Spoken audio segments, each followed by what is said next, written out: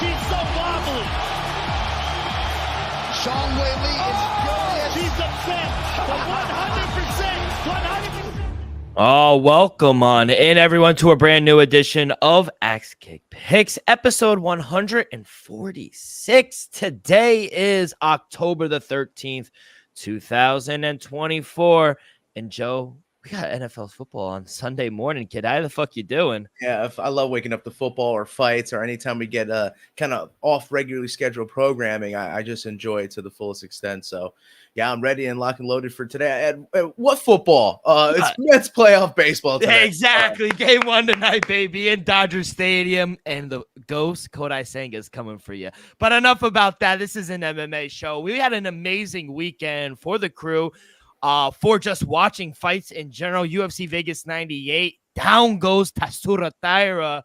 I mean, shout out you. I mean, my guy Dimitri Bivol did not win. We'll talk about that. BKFC, Conor McGregor out here doubling the purses. You love to see it as well. Octagon, we cashed for 10 seconds left as well.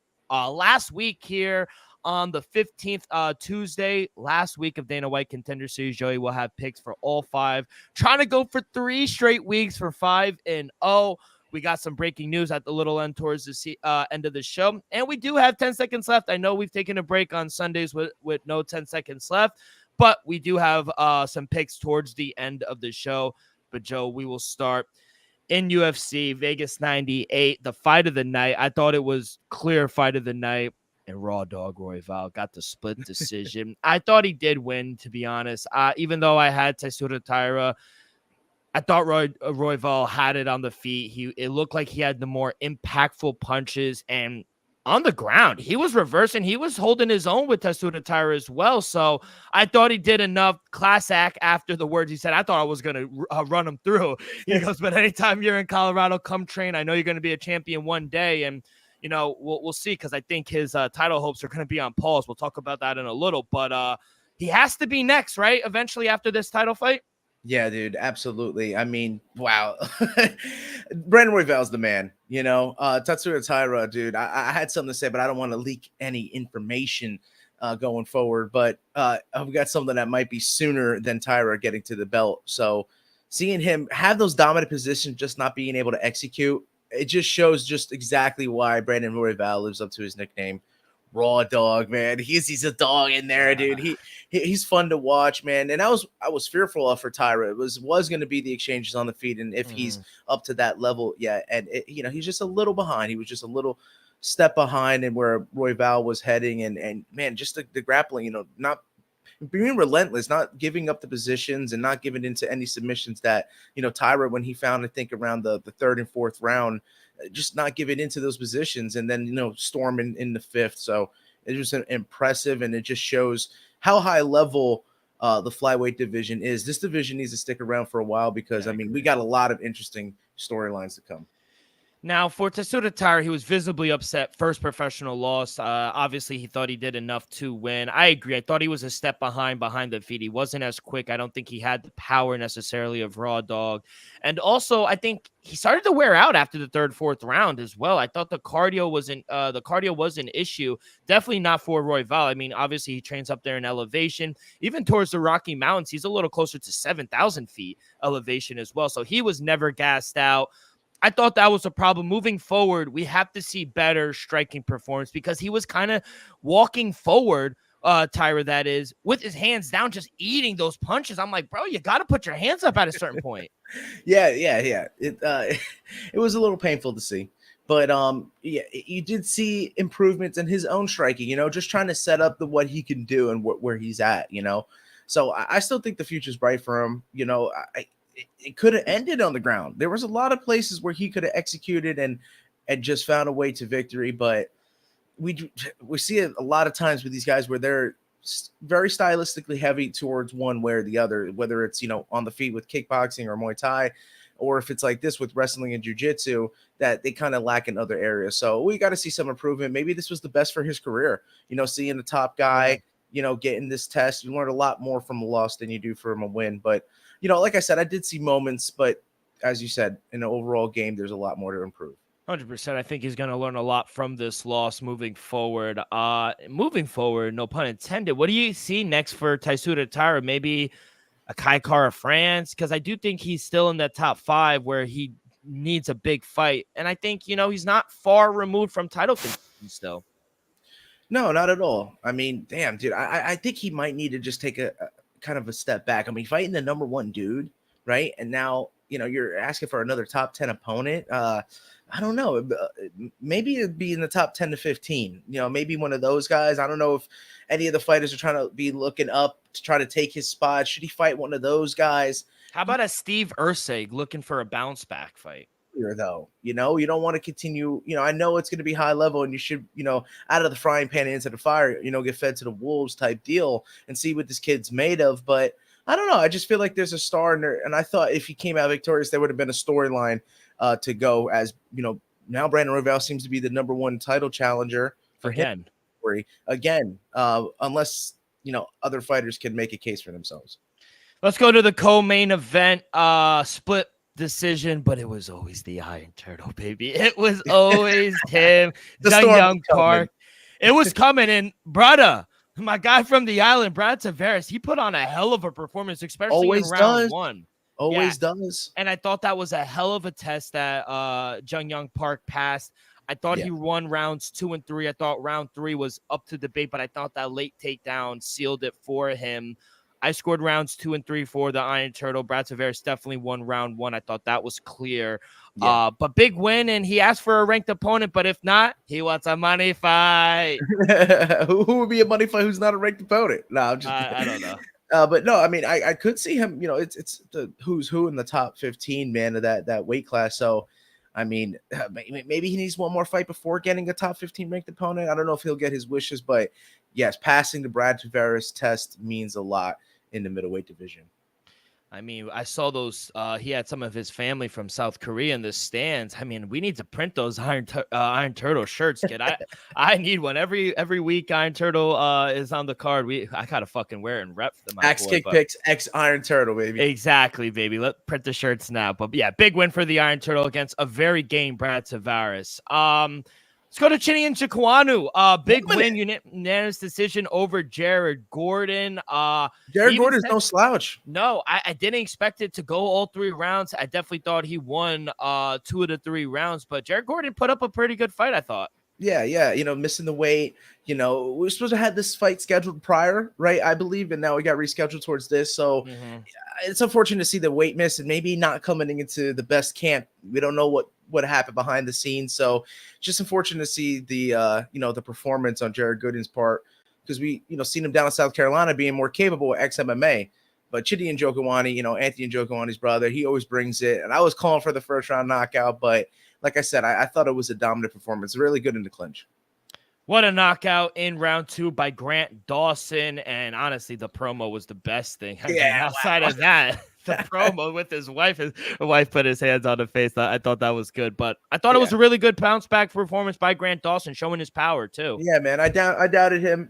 He just is dominant with the grappling, man. Almost second to none. We saw a lot of similarities with the grappling going on this evening. So that performance just put him back into, contendership throughout the division, because I think a couple of losses, right? Especially that knockout, that quick knockout to King Green, set him back. I used to drop stock tremendously. He was on his path to the title before that. And now he's kind of starting again, got that win, and we'll see where he goes from here. Very good fight to open the main card between the Great White, Alex Morono, and D-Rod. To be honest, I was very surprised D-Rod won. He was visibly upset. I could have seen. I wouldn't have been. I don't think, and a lot of people are using the R word, robbery, in a close fight like that. I don't think that's a robbery. We need to start laying down the foundation of the definition of what a robbery is. A close fight that could have went either way is not a robbery. No. Because if they said split decision 29-28 Morono, I could be. I live with that. At the end of the day, I think both ways. Yeah, and you could see how visibly upset he was after. I thought, obviously, he thought he did. Gave it his all, man.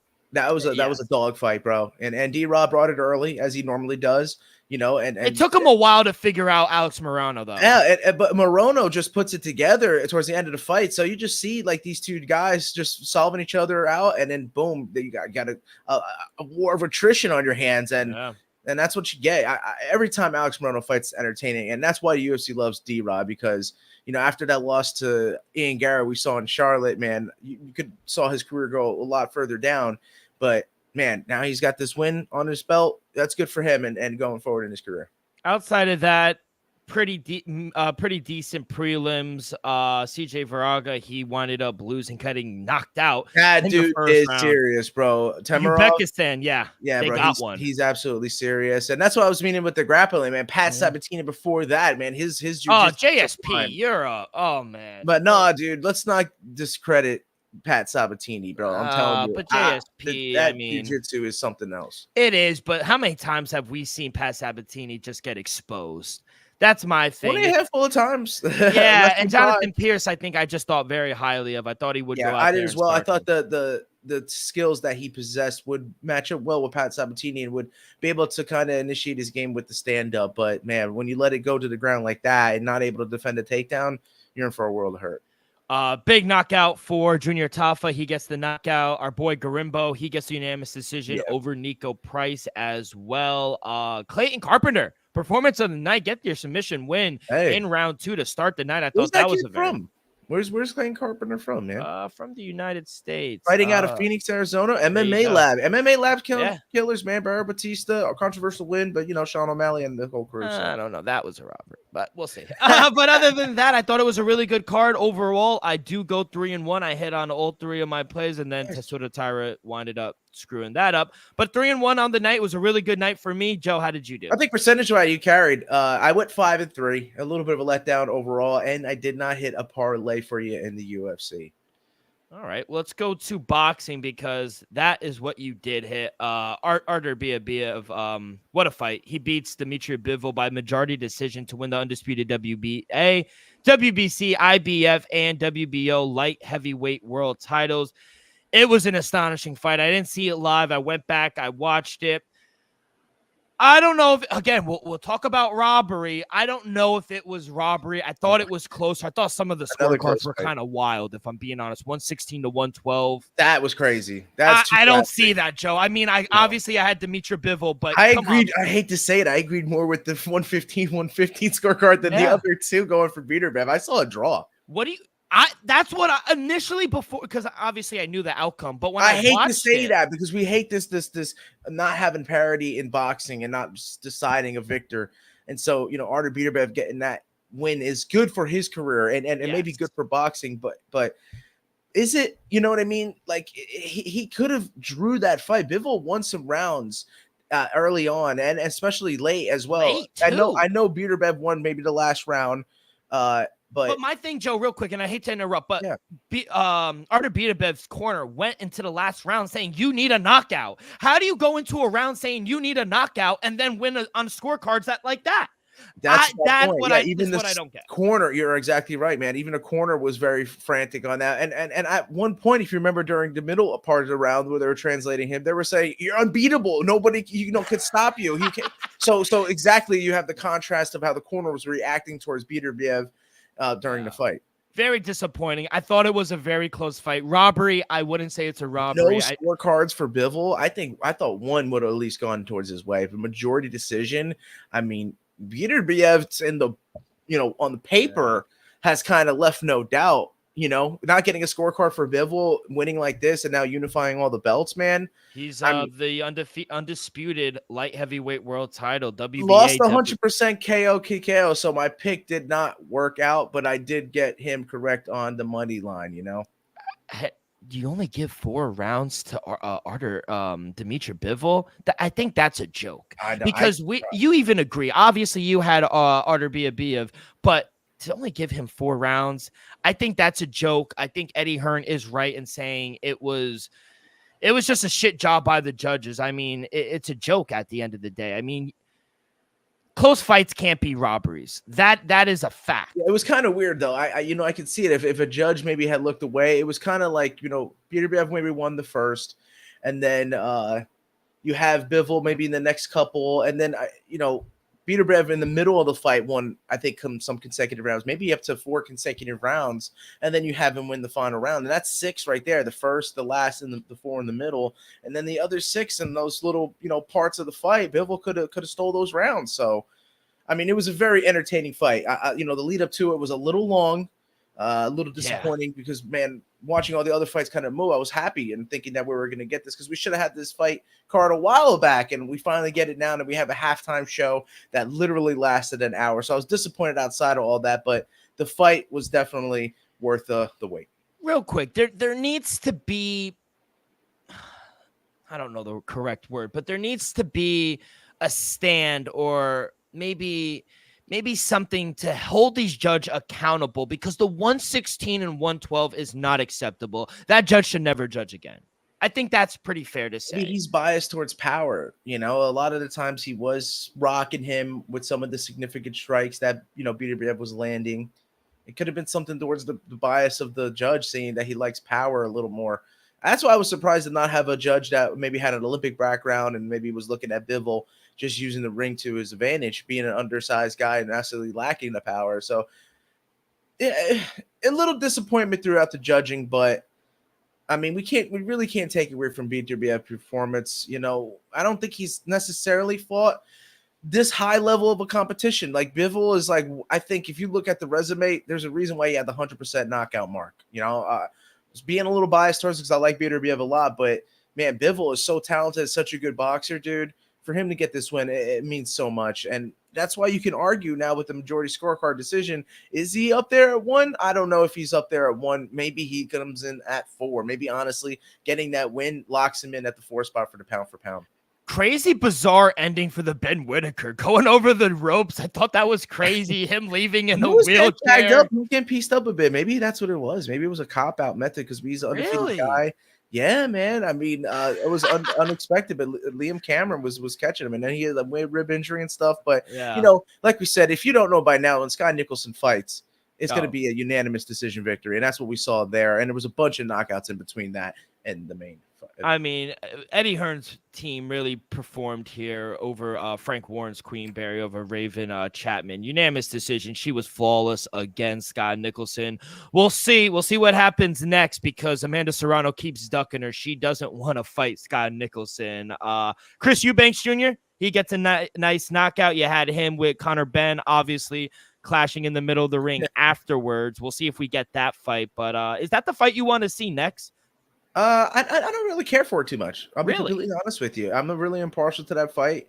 I feel like there's other fights to be made. Like Jai Opetaia now getting a knockout in the feature bout. I mean, that means a lot. And then let's hope Fraser Clark heals up well, because you see the dislocation. Fabio Wardley hit him with an absolute overhand right that dislocated his jaw. So it was, honestly, with the knockout streaks, it was an entertaining card. I was able to watch College Game Day right into some boxing and right into the UFC. It was honestly an entertaining Saturday. The stars were out too at the boxing. You had Neymar, you had Inoue, you had Canelo Alvarez there as well. Everyone was there ringside to see that big fight between Dimitri Bivol and Artur Beterbiev. But shout out Artur Beterbiev, big win, undisputed champion now at lightweight.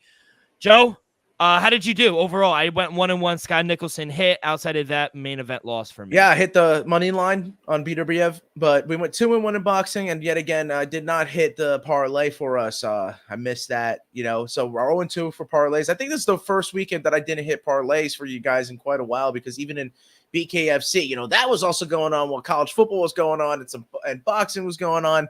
So I did not hit in the parlay for BKFC, but I did go 2-1. Dave Mundell and Austin Trout, they absolutely dominated. They look fantastic. But man, what a fight! If you saw what you were mentioning with Conor McGregor, you saw that, right? Conor McGregor doubling the purses for the main event. So local, insane, like randomly too. I don't even think. Dave Feldman was like, but it was a great, that main event. Tony Loco Soto and Franco Tenaglia, bro, they put it on for the fans, and it was just an absolute war. It looked like a lit environment in Spain as well. Oh, bro, that's a good crowd, man. We got to go over there. I think, depending on what happens with this fight, I mean, even if Topuria doesn't win, maybe the rematch against him and Max Holloway, if they have to next year, that would be lit to see them in a stadium in Spain, because it seems that's the Spanish crowd is wild. Did you see him calling out KSI? I thought that was funny for the song that KSI made. He said wants to Mike fight. Perry, you're fired still. Fucking, I told you we haven't seen Mike Perry since. Yeah. He's the And boss. also him leaving and saying, throwing a little bit, when you fighting next? He said February 1st, Saudi Arabia against Dan Hooker. How much do you believe that? I can't believe a word out of his mouth right now. I don't think I believe him either. But being honest, Entertaining though, super entertaining weekend. Oh, it'd be very. How'd you do in BK? 2-1. Yeah, 2-1. So no parlays, like I said, hit for this weekend. It was the first time, and quite a while that I can't even remember last time I didn't have at least one parlay work for you guys. So sorry to disappoint, but overall on the weekend we get all the wins accumulated. We went 9-5, so we're still above the green pretty well. And Octagon 1-0, 10 seconds left. We hit. Yeah, we're rolling. We're 3 picks in a row again. You know, we're steady rolling, so it's looking up right now. Let's fucking go. Yeah, so overall, really good week. Just as a fan of mixed martial arts and fighting in general, and we did really good, and we made you guys some money as well. So very good weekend here, and we're just a week away. We got UFC Vegas 99. We have Battle of the what's it called again? What is it? It's the Battle of the Gods. Giants. No. Battle of the Giants. There you go. This weekend as well. So before we get to Dana White Contender Series Week 10, a quick word from our sponsor. We are brought to you each and every episode by Viva Tequila Seltzer, the most refreshing hard seltzer on the market, hands down. It's no wonder why Viva was voted #1 hard seltzer in the world by San Francisco World Spirit Competition. With only 88 calories, 0 carbs, 0 sugar, and a light 4.5 ABV, Viva is the perfect drink for your post-game celebration, as it was created with that active lifestyle in mind. We flavor tequila seltzer because flavor is the spice of life, and we like our drinks with just a kick, just like how we like our lives. Whether it's Huckleberry playing a round of golf with the boys, or a new flavor, coconut, watching Dana White Contender Series, it doesn't matter. Our favorites pair perfectly with that Artisanal Blanco tequila for that subtle and refreshing drink. Our belief here at Axe Kick Picks and at Viva is to live long, live well, and live it up. All right, kid, can we make it 3 weeks in a row where we go 5-0 in Dana White Contender Series? We will see. We got a loaded card, 5 fights on Tuesday, October 15th on ESPN Plus. Fights start around 8 o'clock. And headlined by my boy Nick Klein. 5-1 American at 180 fight in the light heavyweight division. On short notice. I love it. Taking on Geraldo Souza, who was supposed to take on Wes Schultz. Yeah, I think we were supposed to see Wes Schultz in a prior matchup, or we did, and he had put up a good effort and lost. But we even got in the second fight, we got an American at what weight is it? 115. 115. Lisa Hernandez taking on Juliet Martinez, the Argentine, 7-0. Yeah, man, undefeated Argentinian. Yeah, taking on the American. I'm not gonna be touching that fight. So there's no chance to go 5-0 this weekend. Oh, you're killing me, Joe. You're killing me. Nah, man, I'm taking in that the Duran fight. Remember with that knockout we had earlier, the Dubin fight? I'm taking the Dubin KO and running home with it all the way to the bank. So I didn't touch a women's fight outside of that since hitting that. I'm proud of that, so I'm gonna just take that to the bank, and just touch the 4 fights that are gonna take place with the men, and hopefully we go 4-0. And I got another surprise. I'm also going to bank in where my record stands currently overall for the year. I did the totals as well. I took away the 2 totals that I bet last week. And so the overall picks that I've had for the 2024 season of Dana White Contender Series was 25-14. So I got an official record for you, D-Rock. That's 11 wins above 500. And I'm going to do totals only for this week 10.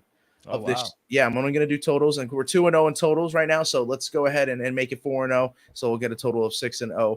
We'll start with the welterweight division. Mohamed Adu is a Canadian-born fighter, and he's taking on Jonathan Micallef, who is from Australia. He is 6-1, but Adu is undefeated. And man, these records speak for themselves. I think this is a lot closer than the odds indicate. Adu is actually a dog, even though he's an undefeated fighter. He's plus 120. And Micallef is minus 135. I just think that someone's going to sleep here, as opposed to last week when we had the flyweight fighters, the 125 pounders. It's more likely that they go to the judges. But with these guys, I think both capable finishers. Majority of their fights have ended inside the distance. I think someone's going to find a Dana White's Contender Series after their victory. So I'm going under the 1.5 or 2.5 rounds. Keep a posted on it for tomorrow, Monday or Tuesday early, because that's when they posted up. We were able to bet on the totals right before the Dana White Contender Series event. So just keep an eye out for that. But like I said, I'm going to take the total under 1.5 or 2.5, whichever the line posts at. And then, like we talked about, Leslie Hernandez, she's a dog here, an American who's not undefeated. She does have a loss of the record. She's taking on that undefeated prospect, Julieta Martinez, who's minus 150. So I'm not taking an official play, but, maybe it's USA for what D-Rock mentioned. And, the dogs are barking for the red, white, and blue. But let's move on to what would be the featured bout, man. Right here, Yadir Davali. We got this Cuban-born dude. He's an absolute savage, undefeated guy. It's in the featherweight division. Taking Antonio Montero. He is a veteran. 17 wins, 4 losses, 1 draw. He's been around the block a few times. He does prefer the grappling, and Yadir Davali does have a lot of submission victories on his plate. So it's not that he's incapable of finishing on the feet, but it just seems that two very mindful guys with their grappling pedigrees, with their capability to scramble. I see that this fight is going to go to the distance. I see in the featured bout we're going to get a judge's decision, and we might not, because it's very heavily grappling. I mean, right here in the featured bout in the co-main event, 2 heavily centered jiu-jitsu guys and wrestling guys. I don't really see a finish with either one of these fights. I'm going to take the over 1.5 or over 2.5 in the feature bout, and I'm going to do the same for who we mentioned in the flyweight division, as we won plenty of times taking the over in flyweight fights. Nick Piccinini, even though he's fighting for that UFC contract, he might not get it here. It's a pick 'em fight against Louis Garul, who's undefeated as well. He's been around the block a few times, 9-0 record. He's no slouch. I mean, I don't know which way to lean in the co-main event, and that's why I decided to take the total, the over 1.5, over 2.5 rounds. I think it's going to be the over 2.5. Flyweight is probably going to get that nod to go over the 2.5 and go to the judges' scorecard, especially after the first performance from Nick Piccinini. So, yeah, I got over the total, the over 1.5, over 2.5 rounds there. And then in the main event, as Dylan mentioned, Nick Klein is the main event slot, taking on Geraldo Souza. Nick Klein is, of course, a dog, plus 135 and minus 165 for Souza. Rightfully so, being here, ready to, after a camp, ready to take on his opponent. Nick Klein, though, man, is a finisher. Stepping on the short notice might actually be advantageous in the Dana White Contender Series. I think we've seen it a couple times before. The guy who steps in on short notice may come out on top percentage-wise more often than not. So that's why I didn't know which way to lean yet again, and I decided to take the total under 2.5, under 1.5 rounds, whatever we're going to get there. I will take the under. I think Nick Klein's capable of getting a submission or a KO TKO, and the same for Geraldo Souza with his background. So taking all the totals, as you said, you got the unders in the main event and the first fight of the evening, and in the middle of the evening, we have the co-main event and the feature bout with the overs. Joe, let's go 6-0 on the overs. Let's go 29-14 on the year. Let's have a successful Dana White, and we'll just run it back next year, kid. What do you fucking say? I think 11 wins above 500 this year. I think last year, if I look back, I also went about 10 wins above 500. It might have been more. It might have been 13 last year, if I remember correctly. This is even killed where you're really at. So love to see it, kid. Let's end it on a strong note. Like I said, that is October 15th.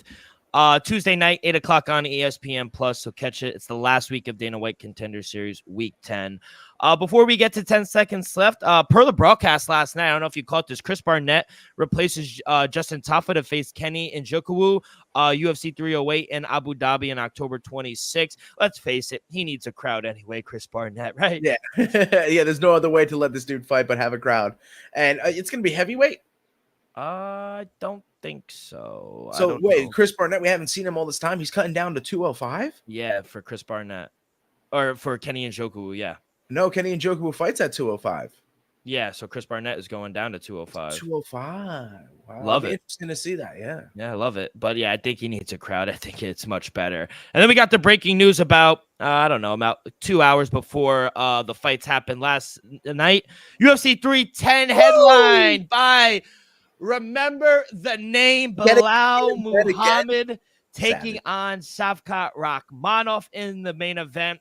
In the co-main event, we have the champion Alexander Pantoja versus Kai Asukara. Asakara. A Thank you. debut title shot. If he wins, there's no breaking that record. And it's crazy. That's what I was mentioning in the beginning of the show, how likely it is that Kai Asakara becomes a Japanese champion of the world in the UFC before even Tatsuro Taira after that loss. I thought we may have had a clash, and I think that would have been a beautiful matchup to have in Japan, having a Japanese headline for the 125-pound bed. As we were talking about, these Japanese superstars at the lighter weights just take over the sport. And then Bilal Muhammad taking on Shavkat. I mean, that's just a fantastic end to this UFC calendar year. And going back to last year, haven't seen him at 280 yet. I have the plaque right next to me, D-Rock, man. If Bilal beats Shavkat Rakhmonov, we have gone to see one of the greatest of all time, because, I mean, Bilal would have lived up to his nickname, as I always like to say. Remember the name, and I mean, there's no doubting him then. I saw a lot of people comment on Reddit, on Twitter, X, whatever you call it. They're surprised he got his shot at Pantoja in his first fight. I'm not really shocked, to be honest. I mean, his resume speaks volumes in himself. So him getting a title fight, tickets too, bro. He's kind of the injection that the 125-pound weight class needed. Yeah, and I thought it would have been a great if Tyro won last night. It would have been a crazy. But hell, Brandon Royval too. Yeah, he's we'll see. Fighter. But yeah, 2 title fights for UFC 310. We also get the return of Nick Diaz taking on Vicente Luque. Okay. We also have Cyril Gane taking on Alexander Volkov. Really good fights. UFC 310. I'll do guess whose line is it anyway for that main event in UFC 310. Can you name the fight, or not the fight? Can you name the odds we have? Minus 135 Shavkat Rakhmonov. You said minus what? I'm sorry? 135. Minus 135. And of Shavkat. course, can't find it. Let me see. I had it right in front of me before. Okay. Minus 210. Shavkat plus 180. Bilal Muhammad. Can you do the other title fight? Wait. Bilal Muhammad's the dog? Yeah, plus 180. Oh my God. Shavkat. We knew he was going to be the favorite. Kai Sakara, minus 150 favorite. Kai Sakara plus 190, Alexander Pantoja minus 225. I think the dogs are barking. I really think the dogs are barking. I think Bilal Muhammad's got tremendous value. I think we keep doubting him time and time again. And he'll prove us wrong. He'll prove us wrong. He'll prove the public wrong. I think there's value in Kai Sakara. If he's the dog, I know I hate to fade your future ticket. Dude, this man is one of the most talented fighters on the planet. I'll say this. A lot of people Pantoja a crazy fight. I'm telling you. 4 months after wrestling for the title away from Leon Edwards, Bilal Muhammad, he's putting his undisputed welterweight championship on the line against who no one wants to fight in the boogeyman and Shavkat Rakhmonov, December 7th. A lot of people talk it. I'll say this. Some people walk it. And Bilal Muhammad walks it. He lived it.